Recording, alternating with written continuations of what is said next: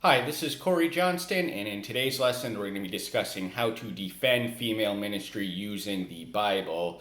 This issue is a source of controversy and division, and as in any controversy, there are arguments and debates, and we need to defend this argument in the academic and social arena. And I hate to say it because I wish it wasn't true, but those are the opposite persuasion are winning the argument right now because they are using the Bible incorrectly, as we're going to dissect it. And many of our persuasion do not know how to use the Bible. So that's what I'm here to do for you. I think it's important that we move beyond feelings to facts and from platitudes to principles.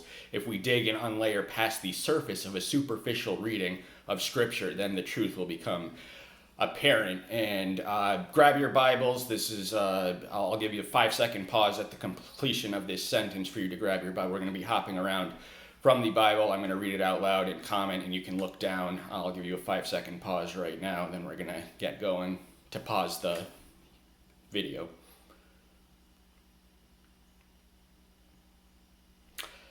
All right, we're back, and the first place that those who deny female ministry are going to turn, they have all the predictability of Pavlovian dogs, is going to be 1 Timothy 2, chapters 11, 12, which reads, "Let a woman learn in silence in all subjection, but I do not permit a woman to teach or to have authority over a man, rather to be in silence." The first thing we need to know and understand about the Pauline epistles is that they are distinct from the general epistles and that they are context sensitive. The general epistles are any epistle not written by Paul, and they are written to everyone at once, yet no one in particular. But Paul's epistles are written to people and places. Of the 13, 9 are addressed to churches that existed in the first century, and 4 to individuals, 3 of which are pastoral epistles, the Timothy's and the Titus. So Timothy was a pastor, a protege, Paul's pastoral protege, who ministered in Ephesus, a city of some significance, the 4th largest city in the Roman Empire in its days. But I'm not convinced that the isolated context, we have to establish that. A learned man once told me that a text without context is a pretext for a proof text, so we need to establish the context. I'm not convinced that there's any justification for the inference that the isolated instructions to the individual who ministered in first century Ephesus are universally applicable or binding to every place and every time. And we have to move beyond the text. So those who use this, they'll look at this verse and say, oh, straightforward, it says what it means what it says. The argument is closed. But we're going to hop around first in the Timothy's, then the Bible, to deflate and dismantle this argument. First place we're going to turn is 2 Timothy chapter 3, verses 6 and 7. Heresy was a real and present danger in Ephesus as anywhere else. The false teachers were nothing new. They've been from the beginning, and they are here today.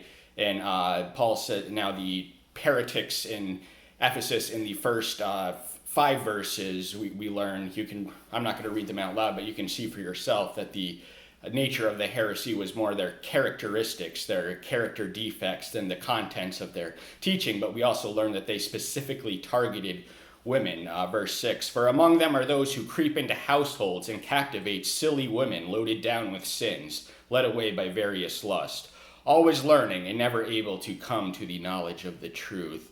These women were disqualified because they were unqualified.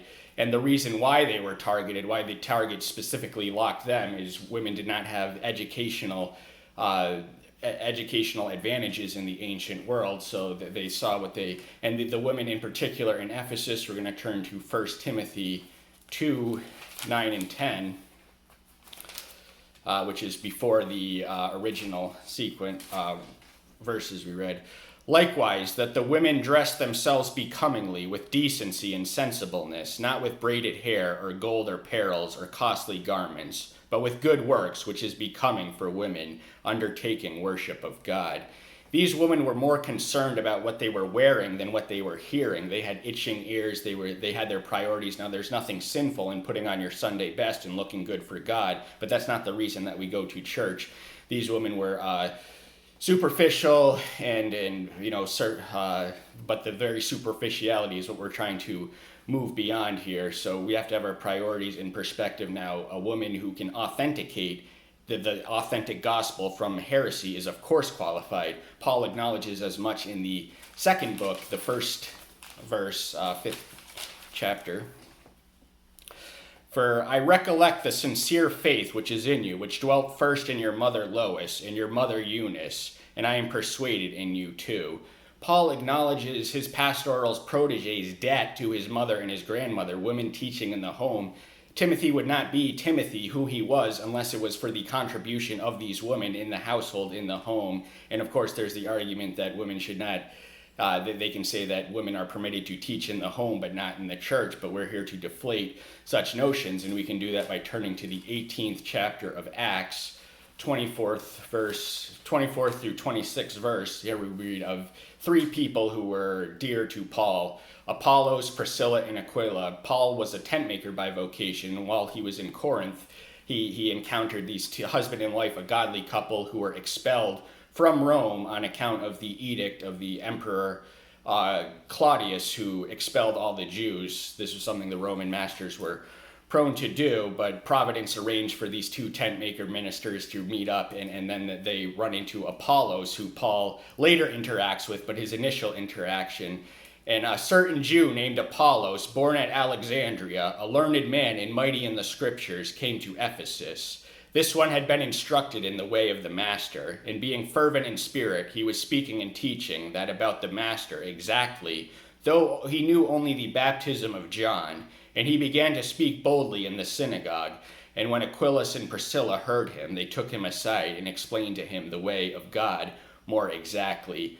Apollos was naturally gifted from the get-go. He had the gift of preaching, but these godly husband and wife team, they had the gift of teaching. So it defies logic. God would not have given the gifts unless he wanted someone to use them. So this woman's gift came in handy. He enhanced and elevated. Apollos would have been less effective as a preacher without her ministry. So Priscilla was an example of a woman who was qualified to teach. So just because the women at Ephesus were unqualified does not mean that all women are unqualified. And he had a limited, inadequate, incomplete knowledge. He only knew the gospel up to the baptism of John. He didn't know enough about Jesus, and that's where Aquila and Priscilla step in to remedy that deficiency and make him a more complete and effective minister. Now we want to turn to Ephesians 4, chapter 11. Herein we learn of the hierarchy of offices in the church, and as each one goes, the greater scope of jurisdictions. We're going to read that. And he himself gave some as apostles, and some as prophets, and some as evangelists, and some as shepherds and teachers. So these are the offices of the church, and they are in order of the greatest to the least, beginning with he himself. This is Jesus Christ. This is his church. He gives the gifts. He gives the offices. And the apostles were those who ministered in mutual proximity, and or Paul or James, who were post-resurrection apostles. In order to qualify as an apostle, you had to have a direct witness of the resurrection. That office is no longer existent. It was exclusively occupied by men. But prophet is the next on the list. The apostles are the New Testament equivalent to the Old Testament prophet, but prophecy is not obsolete. It did not go extinct. There are prophets today. I'll give you one example. Well, he recently deceased, but Ken Clemente, you can look him up for some fascinating modern day prophecy. And then evangelist, this is so a shepherd, a pastor, and a teacher. A pastor would be the equivalent of the head of a local church. A teacher would be an associate pastor, and an evangelist would be someone like Billy Graham, who has a greater scope of jurisdiction than one church alone. But I want us to really look at prophecy and prophets beginning. So women are able to prophesy, and the argument I want to make is that because they are able to fill the greater office, that they are of course qualified to be pastors and have authority. Now in the 12th verse of 2 Timothy, it is sometimes translated as usurp authority. So a woman who is qualified and called, that is not a usurpation for her to occupy such a position. But we want to look at the prophets first, beginning in Exodus 15:20. This is we're going to hop around from the Old Testament to the New Testament. and in that order.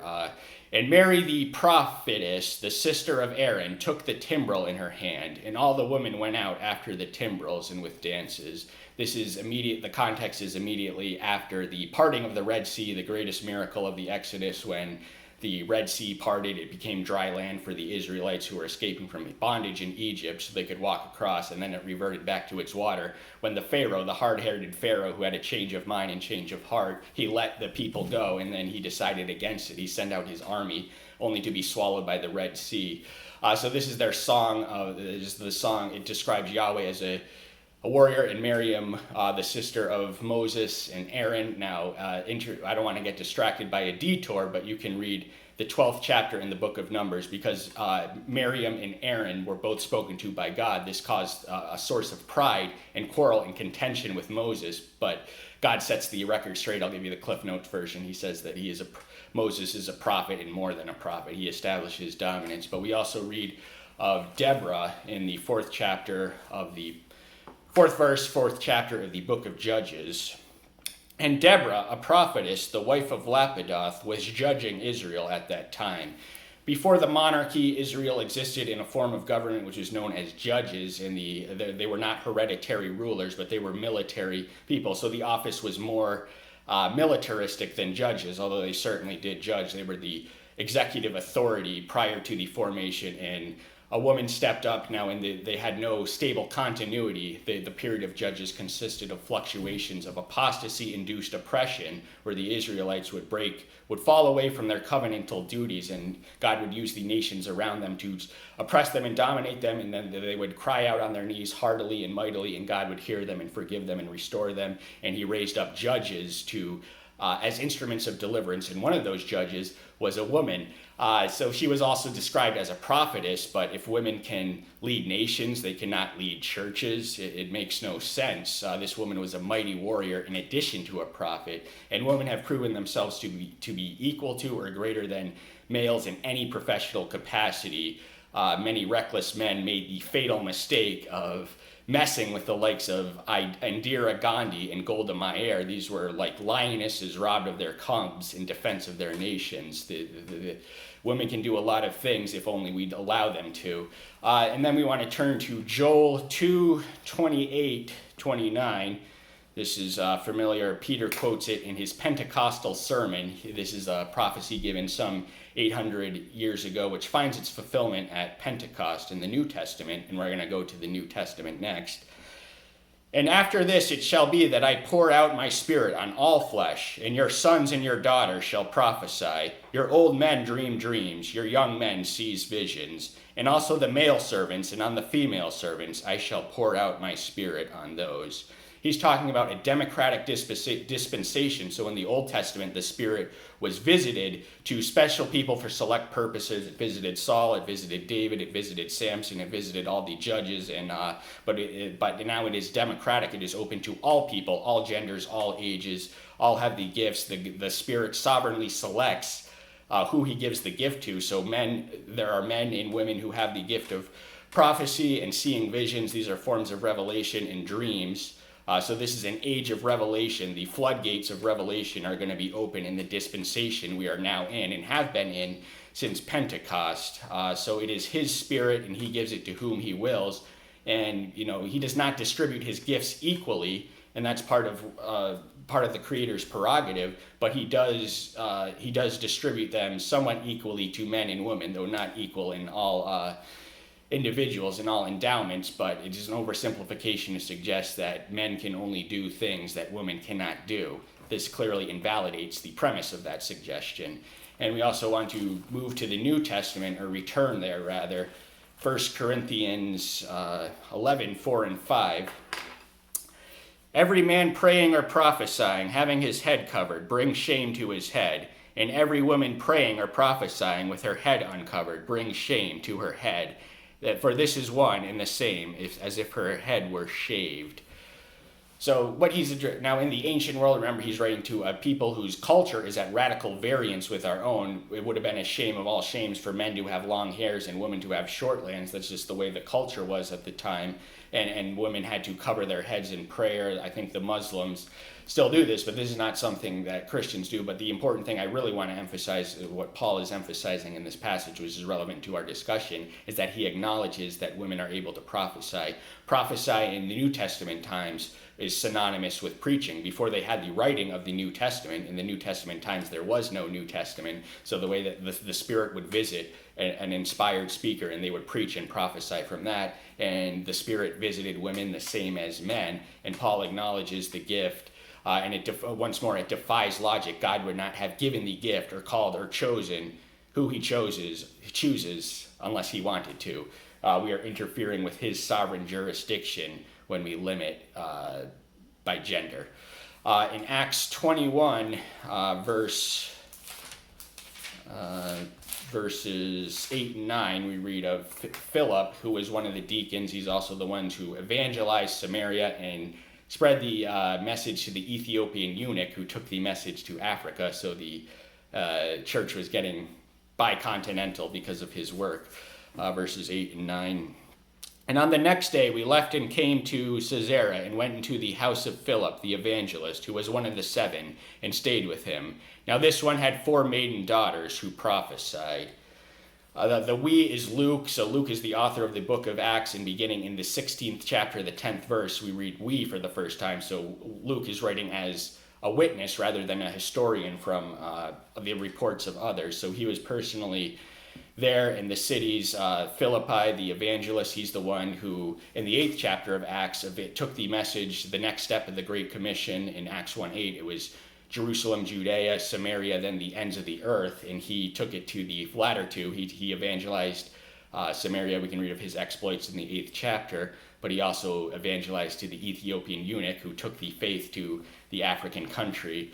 But one of the 7, now this is the 7 deacons, we read of the institutional emergence of the office of deacon in the 6th chapter in the book of Acts, and the necessity was the mother of this invention. The apostles were wearing themselves out because the temporal concerns grew great. They were getting distracted from the word, so they appointed 7 men. Stephen was the first listed, then Philip, and and they're also listed in that part. But we also read in this that he had 4 virgin daughters. We don't know what their names were, but we do know that they were his and that they prophesied. So clearly women are able to prophesy, and if they are able to, bring it back to Ephesians 4:11, if they are able to prophesy, why are they not able to pastor or teach or evangelize? Billy Graham is not the only example. There are many living examples of female evangelists that invalidate. So I want to establish the logical priority of that verse. That's my reason for introducing it into this discourse. The hierarchy, the greater scope of jurisdictions. If women can do the highest thing, why can they not do the less? So the order apostles, there are no apostles now, and there were no female apostles, but from prophets to teaching, we already covered that women can teach. Apollos and Eunice and Lois, Timothy's mother and grandmother. So if they can do that, there's no reason that they can't do the middle. Just because there were no women pastors in the New Testament, there's no historical evidence, doesn't mean that there shouldn't be now. That was then, this is now. In Romans 16 chapter, Paul gives a list, sort of a who's who and what's what, the all-star cast of the Roman church at the time. We're going to read the first 4 verses. And I commend you to Phoebe, our sister, who is a deaconess of the assembly of the church at Congrae, and receive her in Yahweh, worthy of the saints, and assist her in whatever matter she has need of you, for she has been a great help to many, including me. Women were deaconesses. I think a lot of the people who think that women cannot preach or pastor also argue that the women cannot be deaconesses, but Paul acknowledges Phoebe as such. He was indebted to her, and this was someone who was very dear and affectionate to Paul, and he commanded the Roman Christians to treat her as you would treat me because of my indebtedness to her. She had been a great help to me. Helping is a spiritual gift, and that's what the office of deacons do. They exist. So everyone has a spiritual gift, whether it's teaching, preaching, or helping. It's the ordinary task that enables the church to grow and flourish and spread. So without the gift of helps, we would not be of help or use to the world that we're trying to win over. Greet Priscilla and Aquila, my fellow workers in Christ Jesus, who risked their own necks for my life, to whom not only I give thanks, but also to the assemblies of the Gentiles. His debt is even greater to them. They were willing to go on the line. They were willing to die for him. Paul was a man who paid the price of discipleship. He took 39 lashes. You can read of his exploits in places such as the first 13 verses of the 6th chapter of his 2 Corinthians, and also, I believe, in the 11th chapter of the same book. He really paid the price, but he acknowledges the debt of those who were similarly willing to go all the way for the faith that they were called to carry. He was the a commissioned apostle to the Gentiles. He was the one who, so in the early apostolic division of labor, Peter was the apostle of the uncircumcised, and Paul was the apostle of the uncircumcised, and Peter was the apostle of the circumcised, the Jewish people. But that is not to suggest that they ministered exclusively to those people, but we don't want to get sidetracked in that argument. We just want to close with one final passage. This is the most this describes the democracy that the church exists and lives in, and it is in the book of Galatians.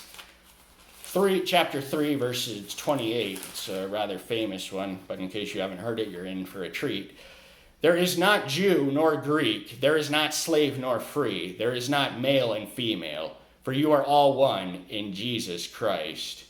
These distinctions do not cease to exist once we come to Christ, so much as they cease to matter. Whether our racial background, our socioeconomic status, the gospel is the paradox which enslaves the free man and liberates the slave. And it breaks the barrier between Jew and Gentile. He tore the veil of the dividing line between them. So a similar obliteration of hierarchy exists between the Jews, who are now the Gentiles, who are spiritually equal to the Jews, and the slaves, who are spiritually equal to the freemen. They're socioeconomic superiors in the world. Their class distinctions. Similar equality and democracy exists between male and women, and we need to remember we are all one in Jesus Christ. We are all on the same team. We are all here together. So we should encourage and utilize the most gifted among them, regardless of gender. We should not have gender supersede giftedness or sex and skill. That's the way that the church can grow. And I just want to close with a fictional story. A man and a woman both die at the same time, and they both make it to heaven. And St. Peter welcomes them in and shows them their respective quarters. The man is given a palace, but the woman is only given a mansion. And the man, being a just man by nature, protests at the inequalities. This man had fought inequality on earth. That's why he's in heaven. And he sees the same inequality in heaven. So he makes his protest known, he being a just man, to St. Peter. And St. Peter tells him, and he goes, "Hey, new guy, you haven't been here that long. We got plenty of women here, but you're our first man." Now that the laughter may or may not subsided, I just want to make a note that a careful reading of the Gospels reveals that Jesus Christ never had an enemy who was a woman. Whosoever therefore makes himself an enemy of women is an enemy of Christ. That's all the time we have for today. Thank you so much. I'm so glad you're here. Stay tuned until next time. I'll see you then. Bye-bye.